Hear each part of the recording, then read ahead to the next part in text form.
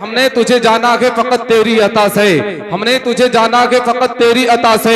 सूरज के उजालों से, जज़ाकल्लाह, सूरज के उजालों से, फजाओं से, खला से, चांद और सितारों की चमक और जिया से, जंगल की खामोशी से, पहाड़ों की अना से, पुरहोल समंदर से, पुर असरार घटा से, बिजली के चमकने से, कड़कने की सदा से, मिट्टी के खजानों से, अनाजों से, गिजा से, बरसात से, तूफान से, पानी से, हवा से, हमने तुझे जाना है फकत तेरी अता से, हमने तुझे जाना है फकत तेरी अता से। जरा तवज्जो फरमाइएगा, गुलशन की बहारों से तो कलियों की हया से, मासूम सी रोती हुई शबनम की अदा से, लहराती हुई बातें सगर बातें सबा से, हर रंग के हर शान के फूलों की कुबा से, चिड़ियों के चहकने से तो बुलबुल की नवा से, मोती की नजाकत से तो हीरे की जिला से, हर शय के झलकते हुए फन और कला से, हमने तुझे जाना है फकत तेरी अता से, हमने तुझे जाना है फकत तेरी अता से। दुनिया के हवादिस से, वफाओं से, जफा से, रंजो गम आलाम से, दर्दों से, दवा से, खुशियों से, तबस्सुम से, मरीजों की शिफा से, बच्चों की शरारत से तो माओं की दुआ से, नेकी से, इबादत से, लग़्ज़ से, खता से, खुद अपने ही सीने की धड़कने की सदा से, हमने तुझे जाना है फकत तेरी अता से, हमने तुझे जाना है फकत तेरी अता से। हजरत अय्यूब की तस्लीम और रज़ा से, ईसा की मसीहाई से, मूसा के असा से, नमरूद के फिरौन के अंजाम फरा से, काबा के तक़द्दुस से तो मरवा और सफा से, तौरात से, इंजील से, कुरान की सदा से, हमने तुझे जाना है फकत तेरी अता से, हमने तुझे जाना है फकत तेरी अता से। हुजूर मुफ्ती अजमल शाह अलैहि रहमा लिखते हैं, बया हो हमद तेरी किस तरह हमना तवानों से, कि तू बरतर है वहमों से, ख्यालों से, गुमानों से, गुलिस्ताने जहां में सब तेरी तस्बीह करती है, लिसाने हाल से, दिल से, जवाने से, जबानों से, अजल से हमद होती है, अब तक होती जाएगी, कहां हक हमद का होगा अदा इन मदह खानों से। तेरी वो हमद है जो तूने अपने आप फरमाई कि बाला तर है वो महदूद लफ्जों और बयानों से, लुटाता है कोई दिरहम कोई जरनाम पर तेरे, गुजर जाते हैं इस कूचे में कितने अपनी जानों से, अजीजों को कटाना ढल लुटाना जान दे देना, तेरे उस्ताद घबराती है कब इन इम्तिहानों से, करे अजमल सरा क्यों कर कि ना वाकिफ है मंजिल से, वही चलते हैं इस राह में जो वाकिफ है निशानों से, वही चलते हैं इस राह में जो वाकिफ है निशानों से। मैं गुजारिश करता हूँ भाई मौलाना अहसन जिलानी से वो आए, तकरीर कर कर हम सामिईन के क़ुलूब को मुनव्वर व मुजल्ला फरमाए। अरे रिसालत मसलके आला हज़रत ताजदारे मदीना कॉन्फ्रेंस, नारे तकबीर, नारे रिसालत। हो ना ये फूल तो बुलबुल का तरन्नुम भी न हो, चमने तहर में कलियों का तबस्सुम भी न हो, ये ना साकी हो तो फिर मैं भी न हो, खुम भी न हो, बज़्म में तौहीद भी दुनिया में न हो, तुम भी न हो, खैमा अफलाक का इस्तादा इसी नाम से है, नबज़े हस्ती तपिश आमादा इसी नाम से है। पिघलना इल्म की खातिर मिसाले शमा ज़ेबा है, बगैर इसके नहीं पहचान सकते हम खुदा क्या है, बगैर इसके नहीं पहचान सकते हम खुदा क्या है। और ये इल्म तो मेरे आका की बारिश की बरसती बूंदे हैं, ये इल्म तो मेरे आका की बारिश की बरसती बूंदे हैं, तस्नीमे नबी के कासे पीने और पिलाने निकले हैं। हजरात, मैंने जिस आयत करीमा की तिलावत करने का शरफ हासिल किया है, अल्लाह रब्बुल इज्जत कुरान पाक में इरशाद फरमाता है, कुल हल यस्तविल्लज़ीना यअलमून वल्लज़ीना ला यअलमून। ए महबूब, आप फरमा दीजिए क्या बराबर है ईमान वाले और अनजान? ऐसा हरगिज नहीं हो सकता। क्यों?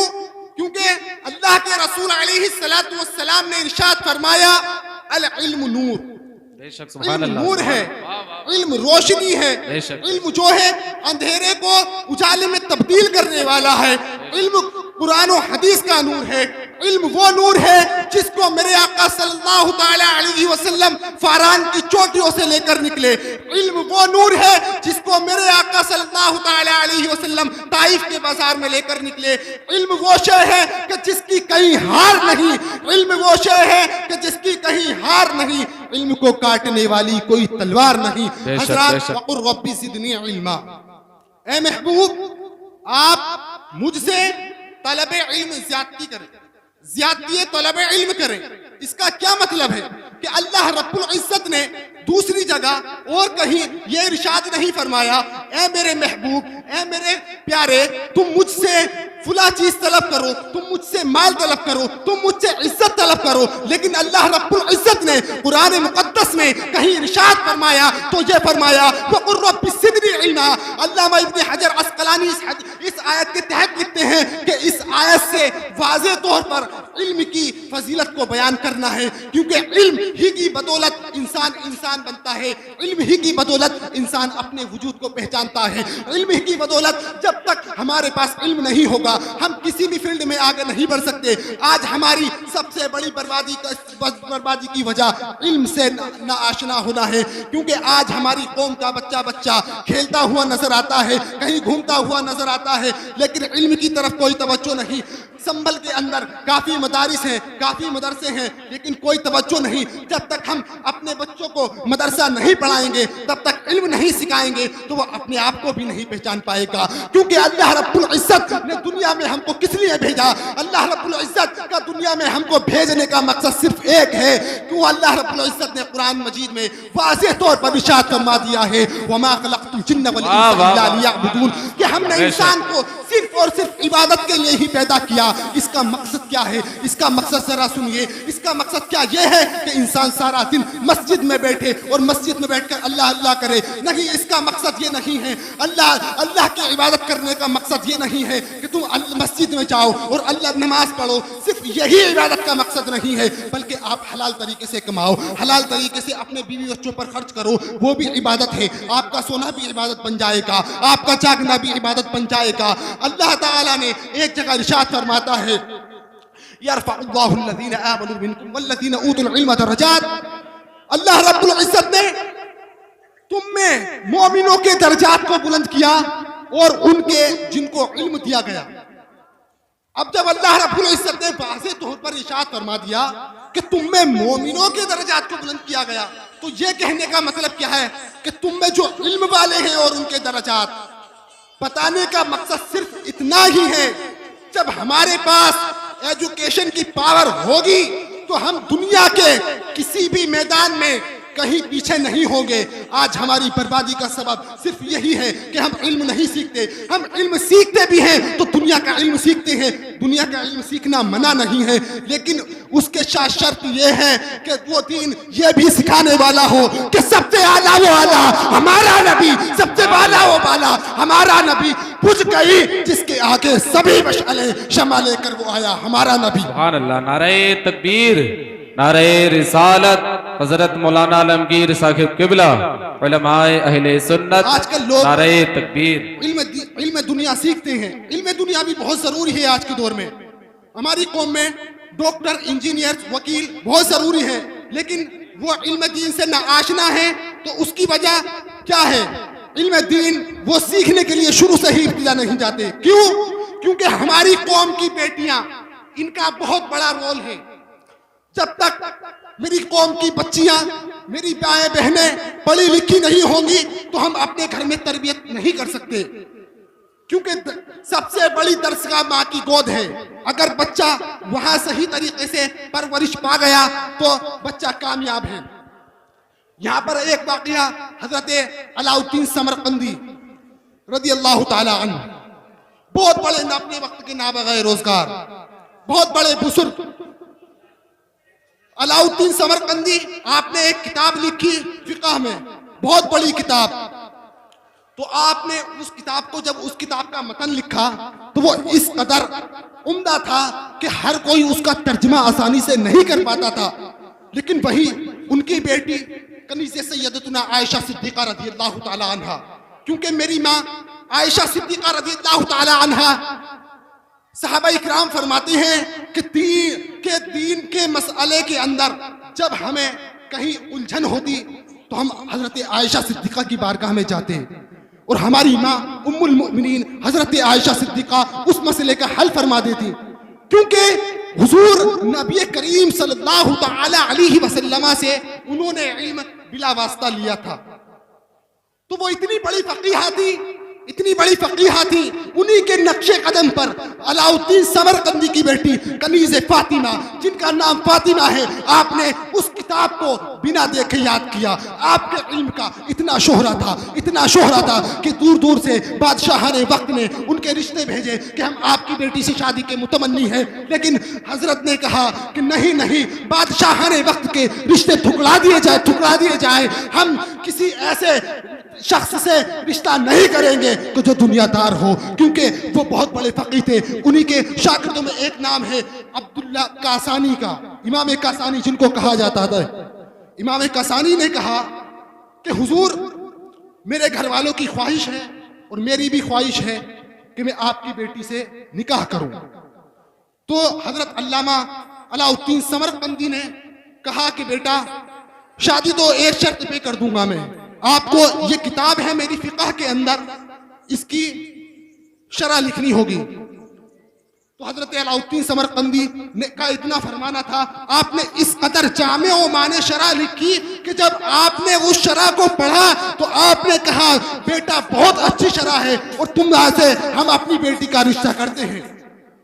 तो इस वाक़ये को बताने का मकसद सिर्फ ये है कि हम अपनी बेटियों को तालीम से आरास्ता करें, तालीम से मुसय्यन करें, क्योंकि जब ये तालीम से आरास्ता होंगी तो हमारी कौम तरक्की की तरफ जाएगी। जब हमारी कौम तरक्की की तरफ जाएगी तो हमारा मायार ये नहीं होगा जो अब है हमारा मायार, क्योंकि अल्लाह रब्बुल इज़्ज़त ने कुरान मुक़द्दस में इरशाद फरमाया, कुल हल यस्तविल लज़ीना यअलमून वल लज़ीना ला यअलमून।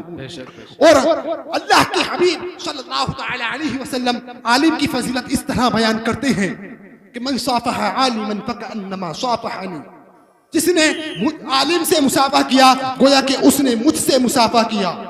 जो आलिम की मजलिस में बैठा गोया कि मेरी मजलिस में बैठा, और जो मेरी मजलिस में बैठा क़यामत के दिन अल्लाह रब्बुल इज़्ज़त उसको जन्नत में बिठाएगा। आज क्या बात है कि हम बहुत पस्ती की तरफ जाते हुए नजर आ रहे हैं। उसी पहले हमारे असलाफ बहुत बुजुर्गी की तरफ, बहुत ऊंचाई की तरफ थे। उन्होंने रूम को भी फतह किया, उन्होंने सारी दुनिया को फतह किया। उसका फलसफा अल्लामा इकबाल ने इस तरह किया है कि तुझको मालूम है कि लेता था कोई नाम तेरा, कुव्वते बाजुए मुस्लिम ने किया काम तेरा। रहते थे यहाँ सल्जूकी भी, ईरानी भी, अहले चीन में और अहले चीन में और फारान में ईरानी भी, कि सफ़ाए दहर से बातिल को मिटाया किसने, तेरे कुरान को जबीनों से लगाया हमने, तेरे काबे को जबीनों से बसाया हमने, तेरे कुरान को सीने से लगाया हमने। थे तो आबा वो तुम्हारे ही मगर तुम क्या हो। अल्लामा इकबाल ने शिकवे का जवाब इस अंदाज में दिया कि थे तो आबा वो तुम्हारे ही मगर तुम क्या हो, हाथ पर हाथ धरे मुंतज़िरे फरदा हो। आज हमको ये तलाश है कि हमारी कौम में सलाहुद्दीन अय्यूबी पैदा हो जाए। वजह क्या है? पैदा ना होने की वजह क्या है? अरे पैदा तो हम में से ही बनेगा। जब हमारी तरबियत उस लेवल की नहीं होगी तो हम में सलाहुद्दीन अय्यूबी कहां से आएगा? हमको चाहिए कि हम अपने बेटियों को, बच्चों को खासकर दीनी तालीम से आरास्ता कराएं, और उस तालीम से आरास्ता कराएं कि जिसका रास्ता वही हो कि मैं तो मालिक ही कहूँगा कि हो मालिक के, यानी महबूब व मुहिब में नहीं मेरा तेरा। उसी तालीम से आरास्ता कराएं जो तालीम मेरे इमाम अहले सुन्नत इश्क व मोहब्बत आला हजरत फाजिल बरेलवी ने दी थी कि रुख दिन है या महरे समा, ये भी नहीं वो भी नहीं, शब जुल्फ या मुश्के खुदा, ये भी नहीं वो भी नहीं, खुर्शीद था किस जोर पर क्या बढ़ के चमका, था कमर बेपर्दा रुख जब वो हुआ, ये भी नहीं वो भी नहीं। हमें किसी ऐसी तालीम से, सिर्फ किसी ऐसी तालीम से आशना नहीं कराना है कि जो ये कहे कि ये भी हमारे, हमारा वही होगा जो उनके दामन से वाबस्ता होगा, जो उनके दामन से लिपटेगा वो हमारा है। हमको चाहिए कि हम अपनी कौम को इल्म की तरफ आगे से ज्यादा आगे बढ़ाएं, क्योंकि जब हम इल्म के मैदान में आगे होंगे तो हमें दबाने वाला कोई नहीं होगा। आज जो हमारी हालत है, किसी से ना इल्म नहीं है कोई उससे, क्योंकि सब देख रहे हैं कि हमारी हालत हमको हर कहीं मारा जा रहा है, हमको पीटा जा रहा है, लेकिन हमारे लिए बोलने वाला कोई नहीं है, क्योंकि जो डॉक्टर इंजीनियर वगैरह हैं वो तो अपने कामों में मसरूफ हैं। दीन के उलमा ही हर मैदान में आगे आते हैं। तो आप ज़्यादा से ज़्यादा उलमा की इज्जत कीजिए। और मैं तो यही कहूँगा कि इल्म मेरे आका सल्लल्लाहु ताला अलैहि वसल्लम की मीरास है, इसको सीखें और अपने बच्चों को सिखाएं। और बस यही कहकर मैं अपनी गुफ्तगू को ख़त्म करना चाहूँगा कि मोहम्मद से वफ़ा तूने तो हम तेरे हैं, जो ये जहाँ चीज़ है क्या, लोहो कलम तेरे हैं, लोह भी तू कलम भी तू, तेरा वजूद अल किताब अल किताब अल किताब।